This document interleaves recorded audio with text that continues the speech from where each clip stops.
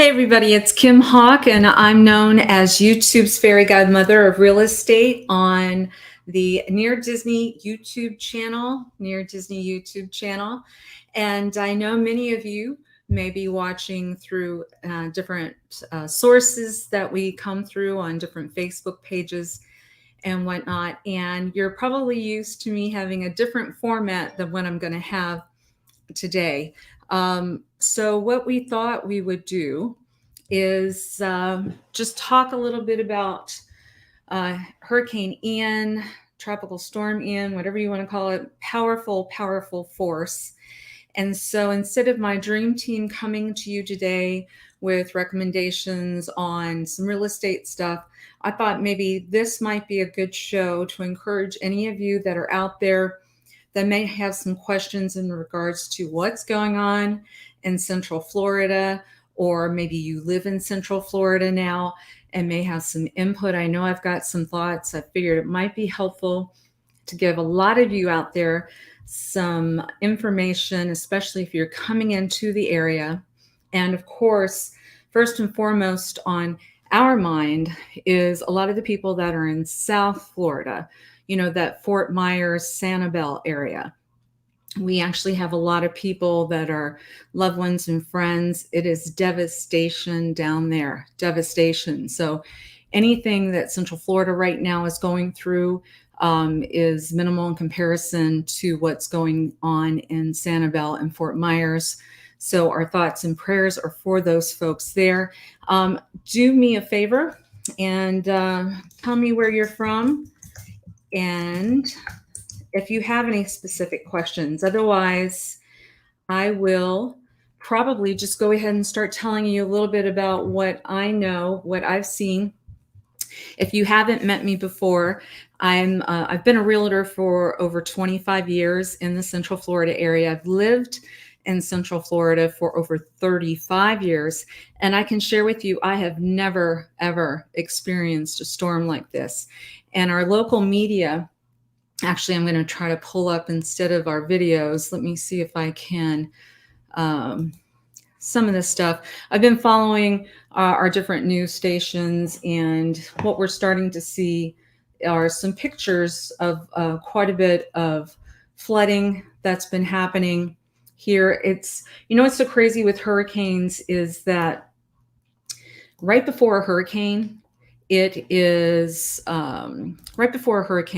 going to be very calm. It's beautiful weather. There's, sometimes people talk about with Mother Nature, at least with a hurricane, we usually have a heads up several days in advance. And so in Central Florida, we typically have experienced where by the time it comes inland, it's not as powerful as, say, a Category 5 or a Category 4, actually, that hit into South Florida, because that land's going to stop it a little bit. But I can share with you, because I was here during Charlie, I've been here through several different hurricanes. This one was so different. And, just not from an expert at all, this is just my observations of living here for so long, is that thank you, Dee. I see your comment. Thank you for keeping us informed about the aftermath of Hurricane Ian. Absolutely. And please, everybody, bring your comments in if there's anything that I can answer for you or help you with. I think what made this one different is that I don't recall it raining as heavy and as lengthy as it has during the summer before. Now, don't get me wrong. Central Florida, typically, we will tell you, on a daily basis, we want it to rain for about 20 minutes a day, so it cools things down. But I found this summer, and you guys pipe in here if you disagree with me, but I found that this summer it was monsoon, a lot of rain, days in, days out. And so what we're finding, I think, in Central Florida, and I did drive to an appointment today, the curfew was off. What we're experiencing is, if you come to Central Florida right now, or if you live in Central Florida, that I-4, I-4 is really our main corridor. I noticed that going towards Tampa, that traffic is back to back to back. And it's normally back to back to back normally. But you know what you're seeing is you're seeing a lot of people that evacuated that are now trying to make their way back home, right?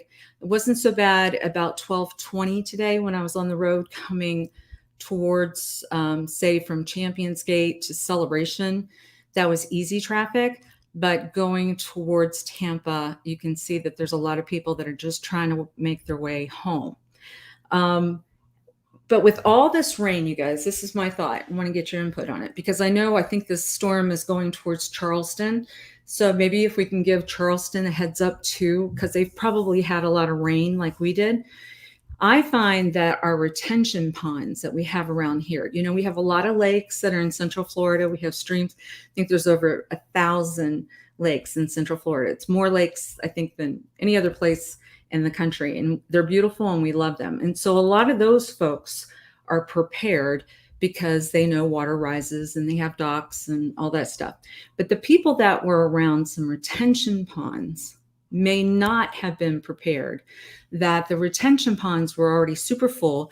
And maybe people should have been checking the pumps on the retention ponds in order to keep those retention ponds somewhat controlled. I don't know if they could have done a lot of control with everything that was going on, but the people that were around some of those areas got a huge surprise. And if you follow some of the local media, WFTV, which is an ABC station here. I just had that pulled up, but they were doing some commercial breaks. You will be seeing some videos of some places that were underwater and some people that were not prepared for that. And so when evacuation came up, a lot of people were like, no, I've been through this before. I may have a power outage for a while. Remember, I think back in Charlie's time, the power outages in Kissimmee were like maybe 2 weeks, but in Celebration, the town that Disney built, we didn't have any power outages. So that's one learning that I would definitely encourage, is that the more that we can put power lines underground, the better. And that power grid needs to be pretty stable too. Celebration, the town that Disney built, is connected to the Disney power grid. So we have never lost power during that time. That's probably one of the reasons why it's very difficult to buy a home in Celebration, because people just don't like to leave. They feel, that it's very secure and safe here. I think we lost some trees and that type of thing, tree debris. And I know I see a lot of the neighbors out and about today helping one another to clean. But some of the areas, say by UCF, University of Central Florida, we're seeing a lot of flooding over there. There was some areas that they've been known for the drainage not doing well. And I know that a lot of the neighbors had said, we need help with this drainage, because when things aren't draining properly and you get a tropical storm that comes in, you potentially are now going to be stuck captive in your home. And so what we're seeing is, there are some people that are being rescued today, and they're being walked out in waist deep water, to get into an army Jeep. And they're being told maybe they can bring one item with them. And it's heartbreaking because you see, maybe they can bring more, but the idea is like one bag. And so you see some people coming out and their item they're bringing is their pet. They love their pet. They didn't want to leave their pet, right? Or they wanted just to have a couple of items. So some learnings there, if this helps at all. And please, once again, I'm trying to see if I see your all's comments, but remember, no matter what, no matter how safe you feel, those items that are really important, any of those documents are really important, those photos that may be very important. Always remember to try, and if you haven't done it yet, I would put those in a box up high somewhere in a closet so that you're not having to race for those at the last minute, someplace nice and safe. So that's a learning that we've had. Now, the bright side of things is we are in an area where we probably have the most sophisticated, educated management groups that know how to get things back in order well. So what am I talking about? Walt Disney World. You think about the number of people that come through Walt Disney World every day and how they already have a third people that are working at night. They have a third shift of people that it's a mini army that works every night, that they're already doing things like changing out light bulbs before the light bulb is expected to blow, cleaning things, getting things prepared.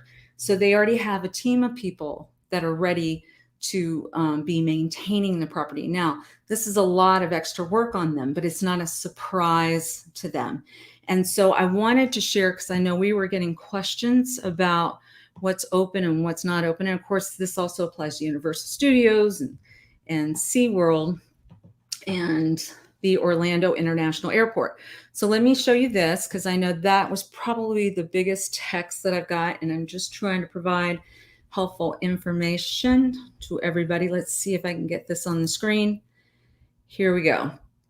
So if you can see this, Orlando International Airport is saying that they are open. They open today at noon. They open today at noon, which is a remarkable feat because of all the flooding that was around that area. They do say call the airline before coming to the airport. And this is the live MCO. This is orlandoairports.net site. It's saying gates 1 through 59. There's a 23 to 27 minute wait. That's not bad at all. That's amazing.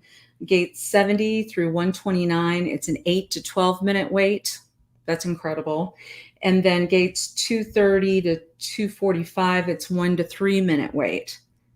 Bravo, you guys, that they were able to get that done. And now it says subject to change, arrive 3 hours before departure is what they're recommending right now. Okay. So Orlando International Airport. I also read something about if people had missed their flights, that I think they had until about October 2nd or 3rd to get their flights rescheduled. And so definitely make sure you're on top of that. So that's the update on Orlando International Airport. Anybody have any other updates? Has anybody been through the airport today? It's only been open for about an hour and 42 minutes. So bravo to Orlando International Airport. Now I want to show you, give me 1 second. I've been trying to pull up some stuff that's live because I know things are different every day. But here we have, let me scroll down a little bit. This is disneyworld.disney.go. This is the resource that I use. My husband works for Walt Disney World and has been there for over 30 years. I used to work for Disney for 5 years in the Magic Kingdom and marketing. I was Magic Kingdom guest relations, and then I was in the marketing department. So here we go with Disney. So what they have done is they did a staggered opening today, staggered opening. And I think that was very, very smart. So let me scroll down so you can see what I'm talking about. So the theme parks, the Magic Kingdom opened at 10 a.m. today. Epcot opened at 11 a.m. Disney Hollywood Studios opened at noon. And Disney's Animal Kingdom just opened not long ago at 1 o'clock. And if you were a resort guest, they were allowing early entry for those parks today, I think about 2 hours prior. And the reason being, I think, I don't want to speak on their behalf, but I'm sure they were trying to test out, okay, how is transportation going? Let's get one park open and understand what we need to do as far as getting people in and out. And with the flooding, obviously they've had teams around the clock making sure things are nice and safe. And so anyway, there we go. Walt Disney World. I don't know if you guys know, but I remember a long time ago, I think when the Olympics were coming to Atlanta. Yes, a long time. I've lived here a long time. I recall they were asking for the Disney executives to be the executives to come up and oversee how to move people around, how to make sure things are safe, just big, huge things like this. So once again, like I said, thank God we've got people that know what they're doing. Let me see some of the other stuff. Let's make sure I tell you the other stories here. It says that ESPN World of Sports will be open from 5 to 8 p.m. for their scheduled events. Typhoon Lagoon Water Park is temporarily closed with a planned reopening on Sunday, October 2nd. It says that the Winter Summerland Miniature Golf and Fairways Golf will remain temporarily closed at this time, and Disney's Blizzard Beach Water Park is currently closed for the season as well. Okay. It does say that your partially used multi-day theme park tickets with a validity window impacted by the closure of Hurricane Ian will automatically be extended to allow use of the remaining unused ticket days through September 30th, 2023. So that's a year that hopefully we can have you return if you had to, obviously if you're going to be leaving the park. And Disney Springs will be reopening today. It reopened this morning at 10 a.m. Disney Springs.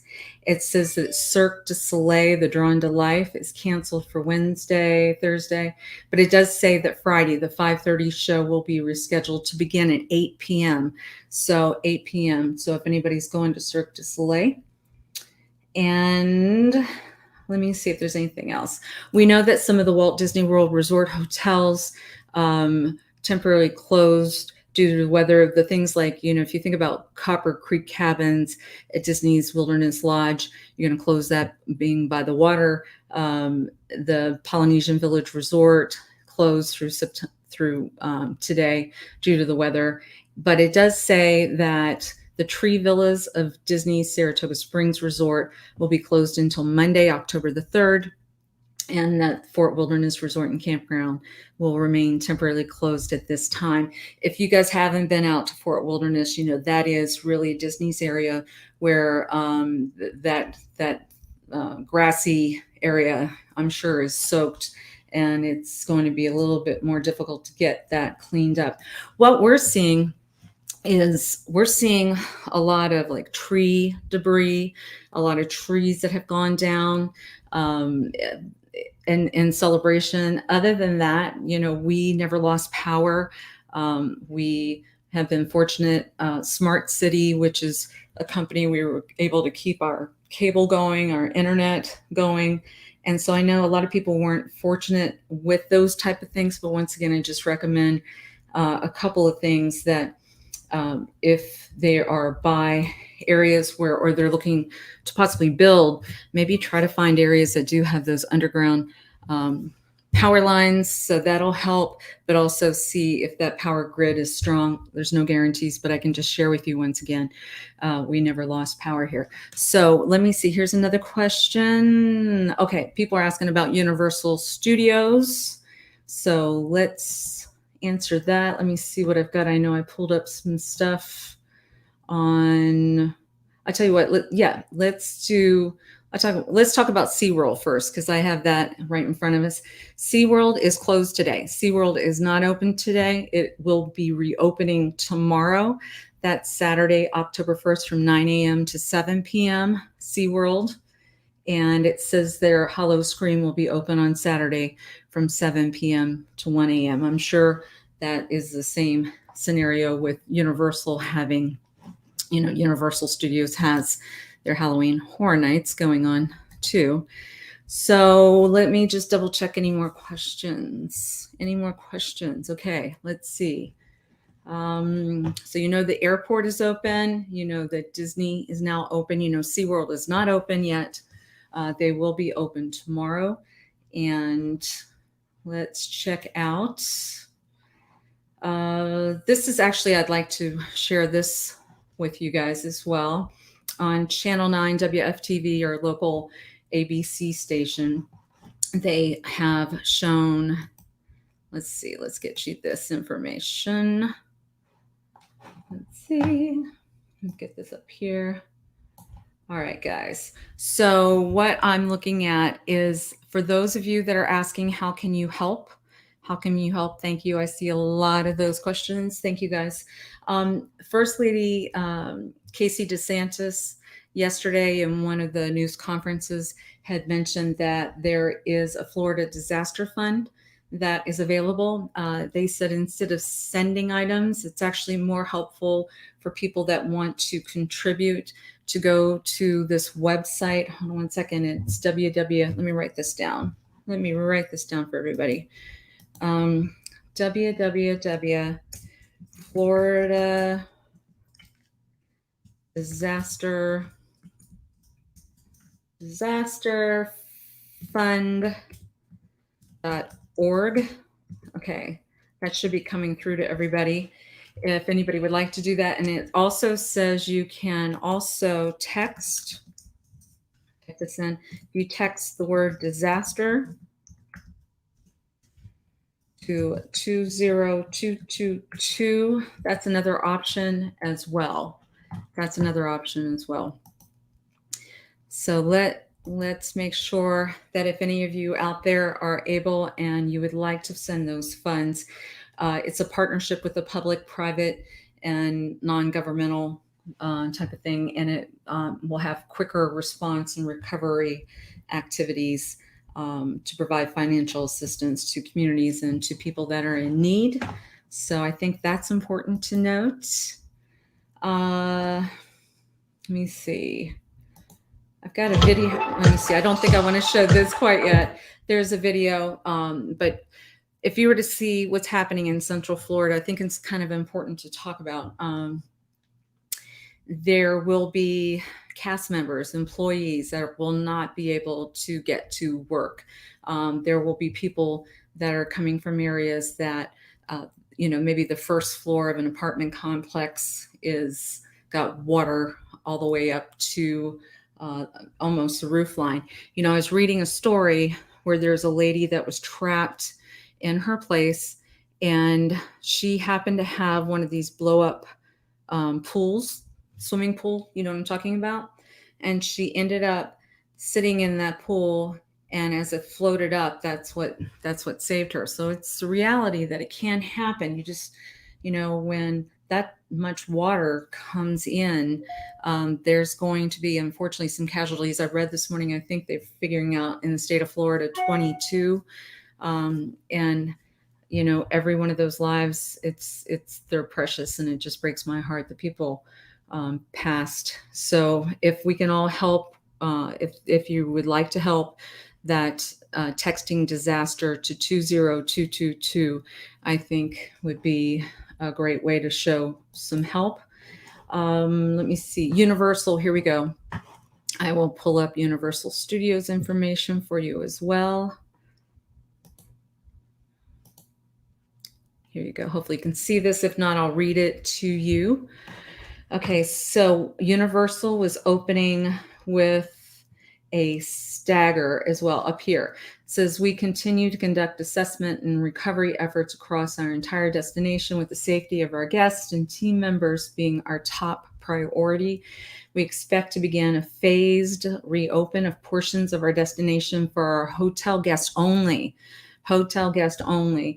beginning today.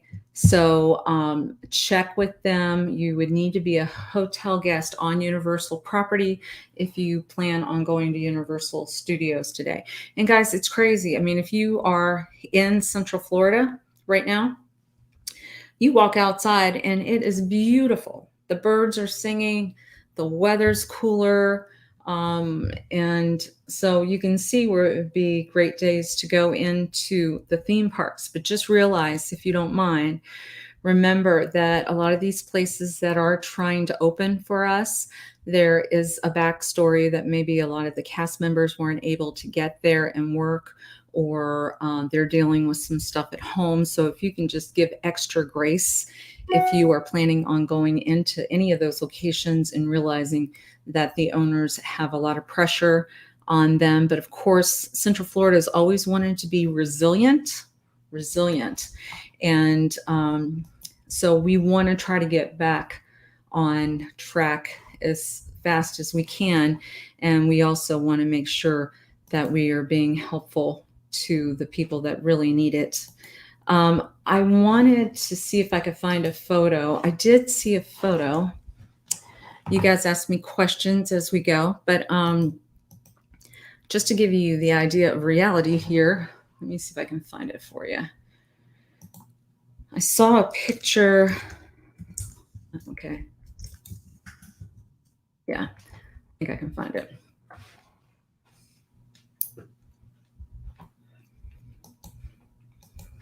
Yeah, Here we go. Hold on. So for those of you that have, let's see if I can get this up.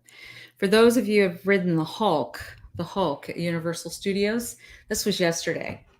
It's usually you dive down with the ride, but it's usually not underwater.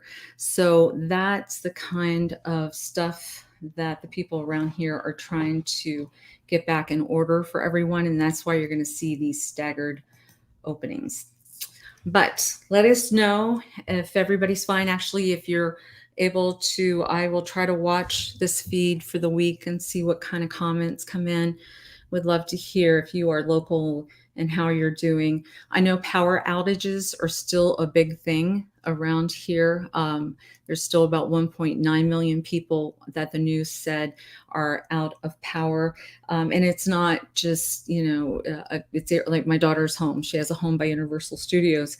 It's out of power. And that is so minimal compared to what everybody else has got going on. But I just mentioned that in regard to that's why sometimes you're going to see that things are still trying to get back into order. I know we wanted to say a special thank you to the people the states that have come out in full force, because you just see all kinds of Florida power line type of assistance where people are trying to get the power back on and help everyone. I think we talked about some of the highlights that I wanted to make sure. If you have any questions, it's been manageable in the past to prep and think, okay, you're going to be in the house for about 2 days and you want to get your favorite snacks and you want to have your loved ones in and you want to make sure that you walk the dog before, the storm comes in, and you try to be very strategic in regard to how to prep, because we've had these before. We haven't had a lot of them, but this one, once again, it was different. I would make some recommendations. I thought about this today when I was driving to this appointment, because I think if a lot of you are coming in from the airport and maybe you're going to get a Lyft or an Uber, or any of the locals that are getting Lyft or an Uber. I love Lyft. I think they're great. I would, though, when I'm getting into the car, I would ask that driver, excuse me, sir or ma'am, how much gas do you have in the car? The reason why I say that is because they may be busy and not paying a lot of attention to their gas tank. And there's a lot of gas stations that just do not have any gas at all. So one of the last things you probably want to do is get into a car and then find that you're going to be in a car trying to find gas in order to get to the location that you want to get to. So I would ask that driver that question. And let me just double check my notes. I know our team will be back next week. It's actually my birthday. Next Friday, I'm going to be turning 60. So my dream team's going to be here sharing some information about some of the stuff that they've been doing. But let's see. Guys, I think I covered most of it. But if any of you have any additional questions, I do have a 1-800 number. Let me write that down in case anybody needs it. Let's write that down. So you guys you're more than happy. I'm more than happy to have you text any questions to me. There we go. Yeah. 1-800-KIM-HAWK. 1-800-KIM-HAWK if you have any questions. I know we still have people that are flying in to look at properties and stuff this week. The good news is the airport is open and the roadways are open, but we just ask for people to have a little extra. I'm seeing a comment come in. Let me see. Do you know how bad the flooding got in the downtown area? Michael Kaufman. Thank you, Michael. Lake Eola is pretty deluged. I know that Robinson Street, normally you'd be able to, they're coned off because it's almost like you're driving through. And guys, if you see water on a street, it's best that you don't go down that street if they haven't coned it off yet, because you just never know how much more water you're coming up on, and you do not want to get stuck in your car. You do not want to get stuck in your car with water. So yes, bad flooding in downtown Orlando. Good question. Good question. Yeah, it's just we've had so much rain. Like I said, it's so different. I do recall when Charlie was occurring. Um, I remember feeling the need to be in that safe room. You know, they'll talk about there's a certain period of time where the storm really whips up, and you know, the winds and the whistling sound and everything. I remember that then. We didn't have that now. Feel free to correct me if you guys disagree. You know, the band, the bands that came around, whipped around, but you know, a lot of people said that they were able to sleep through this, and they didn't even go into a room that didn't have the windows and stuff this time.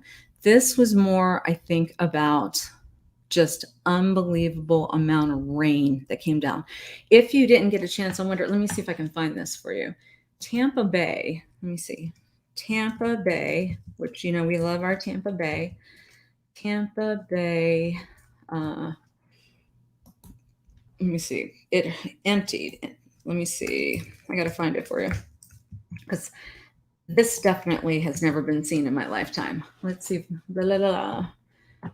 It's saying water returns to Tampa Bay after reverse storm surge. See if I can find the best one. Tampa Bay Times is usually a good source for us. My girlfriend Kathy worked for them. Yes, let me see if I can get this picture blown up, because I pray to God we don't see this ever again. They say this was one of those storms that happens every 200 years. But let's do this. All right.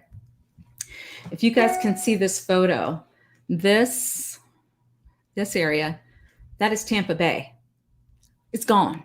The water is not there. So the wind whipped that water out and it's bringing it back. But it says a steady stream of people stopped along Bayshore Boulevard to see the effects of Hurricane Ian. It produced a reverse storm surge, pulling water out of Hillsborough Bay. Is that crazy? That's crazy. So, okay, I'm not seeing any more questions, but anyway, know that Central Florida is alive and well. We're just asking for a little bit of grace while we get everything back together again. We're praying for the people, especially in Fort Myers and Sanibel. I definitely want to give a special big heart shout to Julie. And I just there's a lot of heartbreak down there. So anyway, but look forward to seeing you guys next week. Stay in touch.